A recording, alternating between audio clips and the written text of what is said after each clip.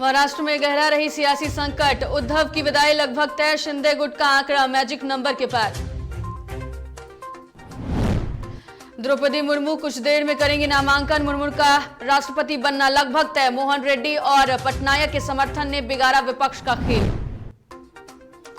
4 महीनों में कोरोना मामले में सबसे बड़ी उछाल, पिछले 24 घंटों में देश में कोरोना के 17,336 नए मामले, दिल्ली में संक्रमण दर 8% के पार।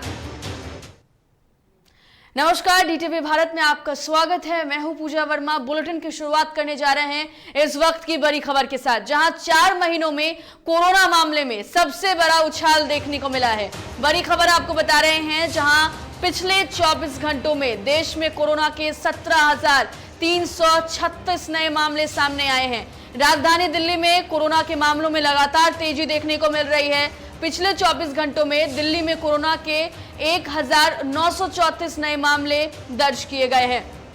लगातार अगर बात दिल्ली की करें तो संक्रमण दर अब यहां पर 8% के पार चला गया है और देश में लगातार कोरोना संक्रमितों के आंकड़ों में इजाफा देखने को मिल रहा है। लेकिन पिछले 4 महीनों की तुलना कर ले तो अब ये मामले जो हैं वो सबसे बड़ी उछाल देखने को मिल रही है, जहां पर 24 घंटों में देश में कोरोना के 17,336 नए मामले सामने आए हैं। और सबसे चौंकाने वाली बात यह है कि लगातार इन आंकड़ों में इजाफा हो रहा है और ऐसे में लोगों को सतर्क और सावधान रहने की जरूरत है। वहीं दूसरी तरफ अगर बात करें तो ये कहा जा रहा है कि ओमिक्रॉन के नए वेरिएंट की वजह से ये जो आंकड़े हैं उनमें इजाफा देखने को मिल रहा है। लेकिन अगर राष्ट्रीय राजधानी दिल्ली की बात करें तो यहां पर भी कोरोना के मामले तेजी से बढ़ रहे हैं। पिछले 24 घंटों में अगर बात करें तो 1,934 नए मामले दर्ज किए गए हैं और संक्रमण दर 8% के पार यहां पर हो गया है। तो लोगों से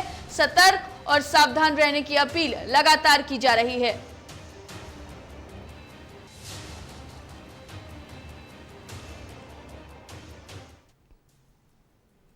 और अब बात महाराष्ट्र में आई सियासी संकट की। जी हां, महाराष्ट्र में सियासी संकट लगातार गहराता जा रहा है। एक तरफ शिवसेना के बागी नेता एकनाथ शिंदे बार बार महाराष्ट्र सरकार को चुनौती दे रहे हैं, तो वहीं दूसरी ओर सीएम उद्धव ठाकरे असहाय नजर आ रहे हैं। और इतना ही नहीं, शिंदे ने अब मैजिक नंबर पूरा होने का भी दावा कर दिया है। सियासी उठापटक के बीच सीएम उद्धव ने शिवसेना के 12 बागी विधायकों को अयोग्य ठहराने की मांग उठाई।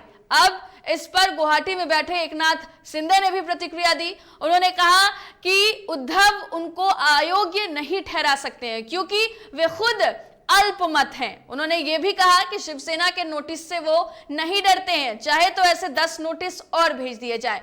शिंदे ने कहा कि उद्धव बस उनको डराने की कोशिश कर रहे हैं। दरअसल शिंदे ने यह भी दोहराया है कि शिवसेना के 37 से ज्यादा विधायक उनके सपोर्ट में हैं और कुल मिलाकर उनके पास 50 से ज्यादा विधायक हैं और वो लोकतंत्र में संख्या बल जरूरी होता है।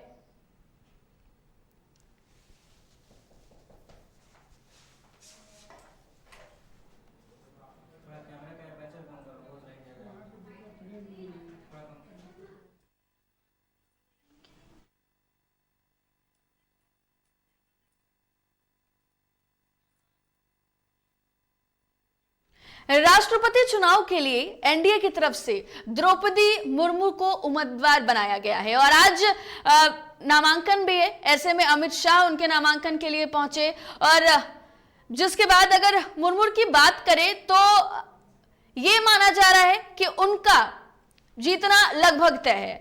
देखिए, भले ही इस चुनाव के लिए विपक्ष ने यशवंत सिन्हा को अपना उम्मीदवार बनाया हो, लेकिन अगर आंकड़ों पर नजर डालें तो द्रौपदी मुर्मू का राष्ट्रपति बनना लगभग तय नजर आ रहा है। यही वजह है कि बीजेपी और पूरा एनडीए मुर्मू की जीत को लेकर पूरी तरीके से अस्वस्थ दिख रहा है। राष्ट्रपति चुनाव के लिए वोट वैल्यू के आंकड़ों के हिसाब से देखा जाए तो एनडीए का पलड़ा भारी नजर आ रहा है। दरअसल राष्ट्रपति चुनाव में लोकसभा में 540 और राज्यसभा में 229 सांसदों के अलावा राज्य की विधानसभाओं के कुल 4,033 विधायक वोटिंग करेंगे और चुनाव के दौरान इन सभी जनप्रतिनिधियों के वोटों का वैल्यू निकाला जाता है। तो कुल वोट वैल्यू 10,00,000 78,915 होते हैं, जब किसी भी उम्मीदवार को बहुमत के लिए 5,39,458 वोट ही चाहिए।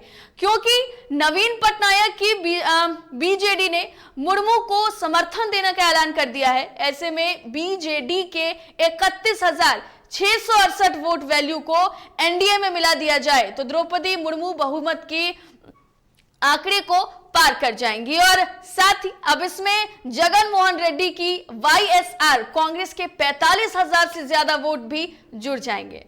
इसका सीधा मतलब है कि द्रौपदी मुर्मू आसानी से राष्ट्रपति की कुर्सी तक पहुंच जाएंगी।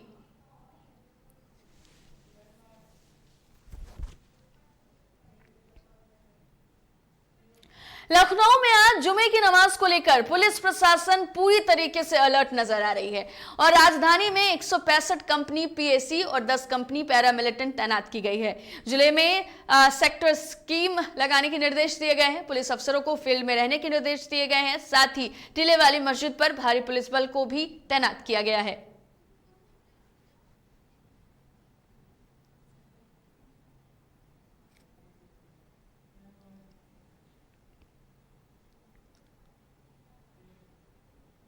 बलिया में स्वास्थ्य विभाग के कर्मचारी अफसरों की लापरवाही से बड़े पैमाने पर जीवन रक्षक दवाइयां बेकार हो गई हैं। लाखों रुपए की कीमत की दवाइयां स्टोर में रखे एक्सपायर हो गई और किसी ने सुध नहीं ली। दरअसल मामला सीएमओ के सीएमएसडी स्टोर का है, जहां मरीजों के लिए खरीदी गई लाखों की दवाइयां स्टोर में परे एक्सपायर होकर बेकार हो गई। दवाइयां मिलने से हड़कंप मच गया है। ये दवाइयां सीएमओ आवास के बगल में मिली है, जिसको लेकर सीएमओ नीरज कुमार पांडे ने सफाई और रटाया बयान दिया।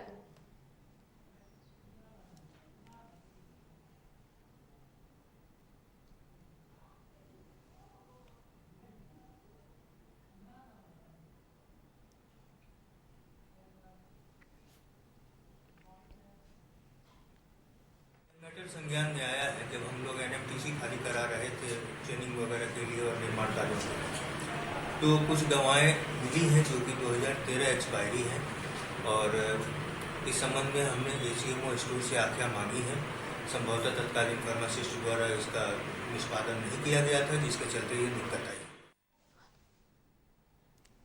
कानपुर देहात में नशे का विरोध करना बड़े भाई को भारी पड़ गया। दरअसल 2 नशेड़ी भाइयों ने मिलकर अपने ही बड़े भाई को मौत के घाट उतार दिया। ये बताया जा रहा है कि आक्रोशित भाइयों ने लाठी डंडे से पीट कर बड़े भाई की हत्या कर दी। दोनों को अंजाम देने के बाद एक भाई मौके से फरार हो गया, जबकि दूसरे को पुलिस ने पकड़ लिया।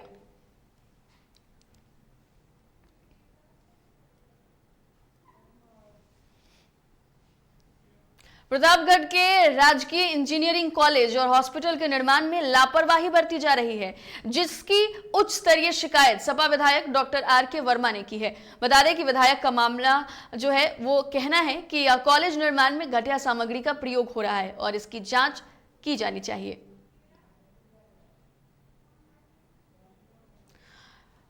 तो प्रतापगढ़ से यह मामला सामने आया, जहां इंजीनियरिंग कॉलेज का निर्माण हो रहा था और यहां पर घटिया सामग्री का इस्तेमाल निर्माण कार्य के दौरान करने की बात कही गई, जिसके बाद आप तस्वीरों में भी देखिए विधायक वहां पर पहुंचते हैं, जायजा लेते हैं और साफ तौर पर भी ये नजर आया कि किस तरीके से यहां पर घटिया सामग्री का इस्तेमाल किया गया, जिससे ये बिल्डिंग जो बन रही थी वो बिल्कुल भी मजबूत नजर नहीं आ रही है, हाथों से ही ईंट टूट जा रही है। जिसके बाद विधायक ने इस मामले में जांच करने की बात कही।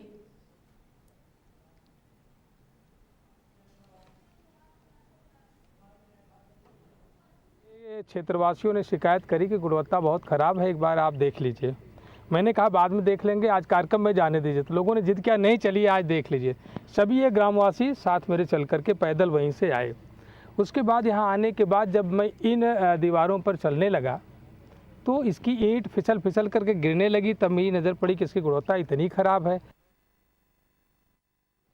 फतेहपुर जिले के खागा कोतवाली क्षेत्र में पुलिस ने हत्या का खुलासा कर दिया है। बता दें कि 4 दिन पहले युवक की हत्या कर दी गई थी, जिसके बाद मृतक की बहन ने भाई की हत्या का आरोप लगाया था, जिसमें पुलिस ने महिला सहित 3 लोगों को गिरफ्तार कर लिया है और खुलासा किया गया है कि अवैध संबंधों की वजह से यह हत्या की गई।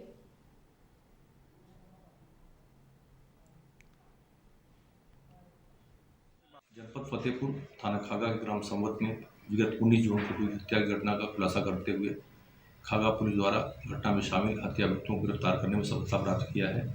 मृतक शनि की बहन पुष्पा देवी ने थाना खागा पर अभियोग पंजीकृत कराया कि उसके भाई की हत्या मोनू मनीष को प्रियंका पत्नी संदीप निवासी समूह के द्वारा कर दी गई है।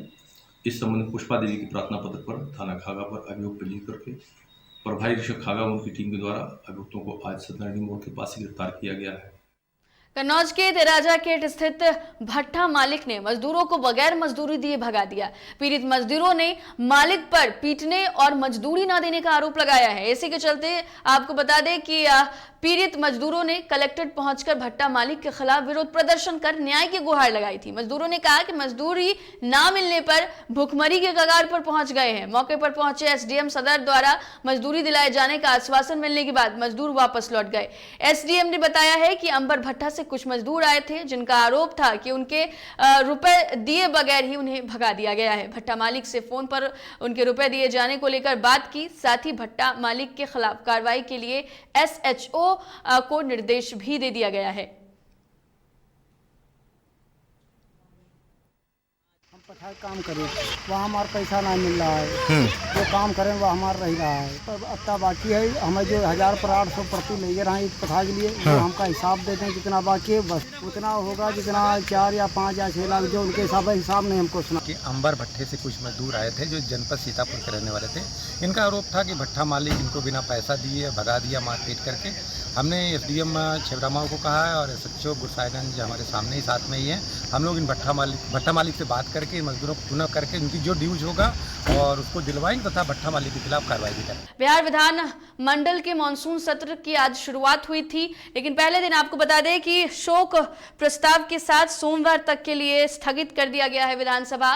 पहले दिन अगर तस्वीरों की बात करें तो यहाँ पर नीतीश कुमार वहां पर पहुंचे थे और आपको बता दें कि मानसून सत्र को लेकर सीएम नीतीश कुमार ने विधान परिषद के सभापति अवधेश कुमार सिंह और बिहार विधानसभा के अध्यक्ष विजय कुमार सिन्हा को पुष्प गुच्छ देकर स्वागत किया था।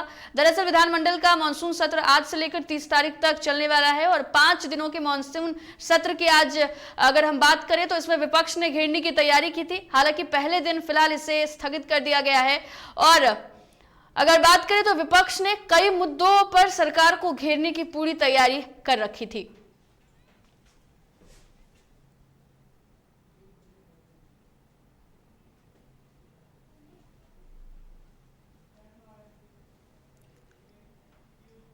आरजेडी विधायक भाई वीरेंद्र ने बयान दिया है। उन्होंने कहा है कि अग्निपथ योजना बेरोजगारी और महंगाई हमारा मुख्य मुद्दा होगा और इसी मुद्दे पर सदन पर सरकार को घेरने की बात उन्होंने कही थी और उन्होंने कहा कि हर पार्टी से वो समर्थन चाहेंगे कि विधानसभा में ये पारित हो कि अग्निपथ योजना को केंद्र सरकार वापस ले। ये अग्निपथ योजना महंगाई और बेरोजगारी हमारा मुख्य मुद्दा होगा और इसी सब मुद्दों पर सदन में हम लोग सरकार से मांग रखेंगे और हर पार्टी के लोगों से हम लोग समर्थन चाहेंगे कि विधानसभा में ये पारित हो सर्वसम्मति से कि अग्निपथ जो योजना है उसको केंद्र सरकार वापस ले। बिहार विधानमंडल के मानसून सत्र की आज से शुरुआत थी, हालांकि इसे स्थगित किया गया है, लेकिन इससे पहले आपको बता दें कि अग्निपथ के विरोध में वाम दलों ने योजना को वापस लेने की मांग की और दल ने विधानसभा में हंगामा किया और कहा कि सेना को संविदा पर रखना घातक है और सुरक्षा से खिलवाड़ है। स्पष्ट मांग है कि अग्निपथ जो योजना है इमीडिएट केंद्र सरकार उसको वापस ले और देश के अंदर जितने भी विद्यार्थियों पर मुकदमे हुए हैं गवर्नमेंट अपनी जिम्मेवारी समझ के उन मुकदमों को फौरन वापस करे। इन मांगों को लेकर आज हम विधानसभा के बाहर और अंदर प्रदर्शन। एआईएमआईएम के विधायक ने राज्य सरकार के खिलाफ विधानसभा के बाहर जमकर नारेबाजी की। विधायक ने कहा कि नदियों का कटाव शुरू हो गया है। बाढ़ के कारण कई नदियां प्रभावित हुई हैं, जिसकी वजह से नदियों का कटाव तेजी से हो रहा है, जिससे सीमांचल के इलाकों में परेशानी होती है। ऐसे में जल्द से जल्द उसे ठीक किया जाए। हर साल मानंदा, डोक, मेची, कनकई, बकरा, परमान जैसी भीषण कटाव करने वाली नदियां, जो हिमालय के तराई से निकलती है, तेज बहावली नदियां हजारों लोग परिवार को विस्थापित करती हैं। हजारों हेक्टेयर ज़मीन, कृषि भूमि नदियों में विलीन हो रही है। सरकारी भवन और सड़कें नदियों में विलीन हो रही हैं, लेकिन ये सरकार वहाँ के लिए कुछ भी रुचि नहीं दिखा रही है। चलिए, अधिक जानकारी के लिए हमारे संवाददाता निषेध हमारे साथ फोन लाइन पर जुड़ गए हैं। निषेध, आज मॉनसून सत्र का पहला दिन था, हालांकि फिलहाल स्थगित है, लेकिन अगर हम विपक्ष की बात करें तो कई मुद्दों को लेकर प्रदर्शन भी किया गया है। कुल मिलाकर क्या कुछ आज तस्वीरें देखने को मिली?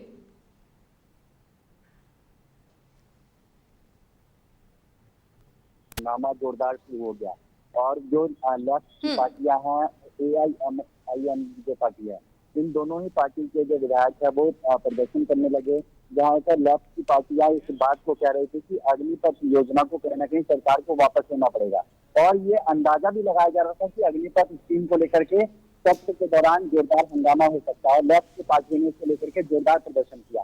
वहीं AIMIM पार्टी जो है, उन्होंने जो सीमांचल इलाके हैं वहाँ पे जो कटाव है, बाढ़ है, उसको लेकर के आवाज उठाया है। इस बात से कहा है कि AIMIM के जो प्रदेश अध्यक्ष और विधायक हैं बिहार के, उन्होंने साफ इस बात से कहा है कि जो सीमांचल के इलाके हैं वहाँ पे हर साल बाढ़ की समस्याएं आती हैं, लेकिन कहीं ना कहीं सरकार इसको ध्यान नहीं देती है, और जो लोग हैं वो पूरी तरीके से बाढ़ से त्रस्त हो जाते हैं। कई गाँव में पानी घुस जाता है।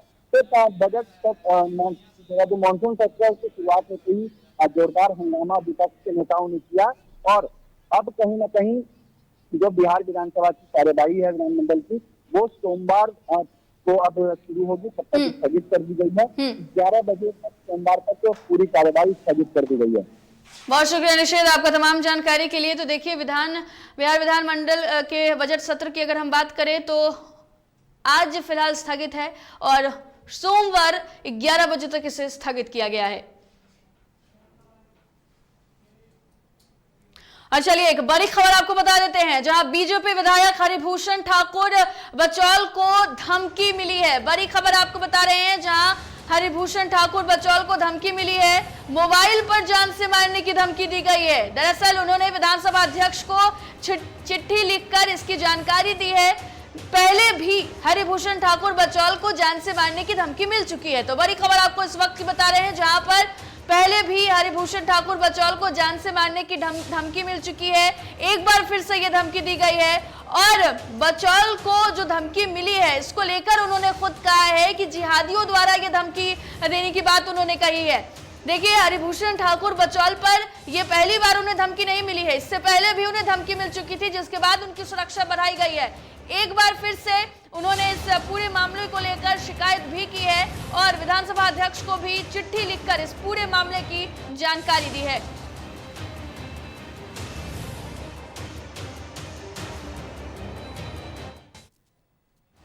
वहीं बीजेपी विधायक हरिभूषण ठाकुर बचौल को जान से मारने की जो धमकी मिली, इसके बाद उन्होंने इस पर जानकारी दी। उन्होंने खुद बताया कि उनके फोन पर एक कॉल आया और बार बार उन्हें अपशब्द बोला जा रहा था, जान से मारने की धमकी दी जा रही थी। उन्होंने इस पूरे मामले को लेकर क्या कुछ तमाम बातें कही हैं, सुनिए। तो एक बार पूर्व भी मुझे जान से मारने की धमकी दी गई थी, जिसका सचिवालय थाना में मैंने केस भी किया। अभी हमको वायु श्रेणी की सुरक्षा भी है। फिर रात में मोबाइल नंबर 62 96 96 91 26 पर दर्जनों बार फ़ोन करके मुझे जान से मारने की धमकी दी गई, और मैंने इसकी लिखित सूचना अभी सचिवालय थाना में दिया है। और चूँकि हमारे सर्वोपरि हैं, हमारे संरक्षक हैं माननीय विधानसभा अध्यक्ष जी, मैं विधानसभा अध्यक्ष जी को भी उसकी मुंगेर में विश्व प्रसिद्ध श्रावणी मेला सावन मास से शुरू होने वाला है, जिसको लेकर जिला प्रशासन की तैयारियां अभी से ही शुरू है।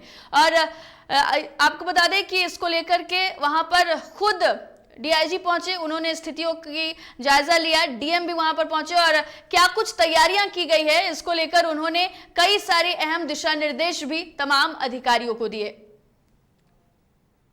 ये जो कांवड़िया पथ है, जिसमें 26 किलोमीटर मुंगेर जिले का आता है, पूरे पथ का हम लोग के द्वारा निरीक्षण किया गया। उसमें जो यूटिलिटी सर्विसेज देनी है, लाइट और जो कांवड़ियों को बेहतर सुविधा हम लोग दे सकते हैं, इसके लिए सभी विभागों के साथ आज हम लोगों ने पूरे पथ का भ्रमण किया है। लखीसराय जिले में बीते 21 जून को हुए हत्या मामले का पुलिस ने खुलासा कर दिया है। पुलिस अधीक्षक पंकज कुमार के दिशा निर्देश पर हत्या के उद्भेदन को लेकर एसआईटी टीम का गठन कर त्वरित कार्रवाई करते हुए 2 लोगों को धर दबोचा गया है। दरअसल प्रेम प्रसंग में युवक की गोली मारकर हत्या कर दी गई थी। हत्या को लेकर मृतक के परिजनों ने बरहिया थाने में आवेदन दिया था। पुलिस के दिए आवेदन में कुल 5 लोगों को नामजद किया गया था।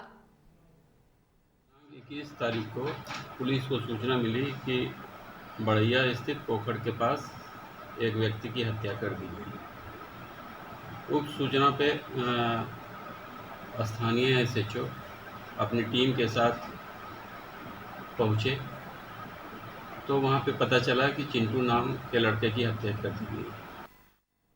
बिहार के लिए मौसम विभाग का अलर्ट जारी किया गया है। राज्य के 8 जिलों में भारी बारिश के साथ जो संभावना है वो जताई गई है। वज्रपात की भी संभावना है और लोगों से फिलहाल घरों में रहने की जो अपील है वो की गई है। दरअसल आपको बता दें कि पूर्वी पश्चिम चंपारण, सीतामढ़ी, शिवहर ये जिले प्रभावित रहने वाले हैं। साथ ही साथ मधुबनी, अररिया, सुपौल और किशनगंज में भी अलर्ट जारी किया गया है।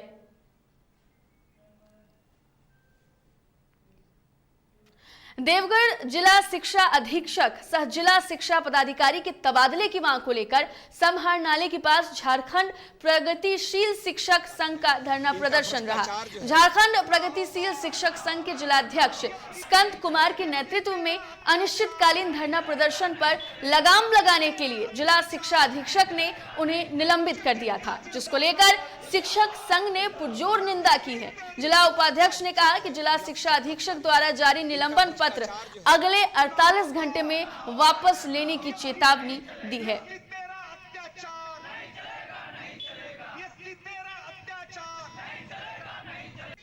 जिले के विभागीय कार्यालयों में बीआरसी से लेकर जिला शिक्षा अधीक्षक कार्यालय, जिला शिक्षा पदाधिकारी के कार्यालय में व्यापक भ्रष्टाचार को लेकर के शिक्षकों के लंबित मांगों यथा प्रोन्नति, सेवा संपुष्टि, मूल प्रमाण पत्रों की वापसी को लेकर के हम लोगों ने जिले के वरीय अधिकारियों, जिला शिक्षा अधिकारी और इवेन उपायुक्त को कई बार ज्ञापन सौंपा।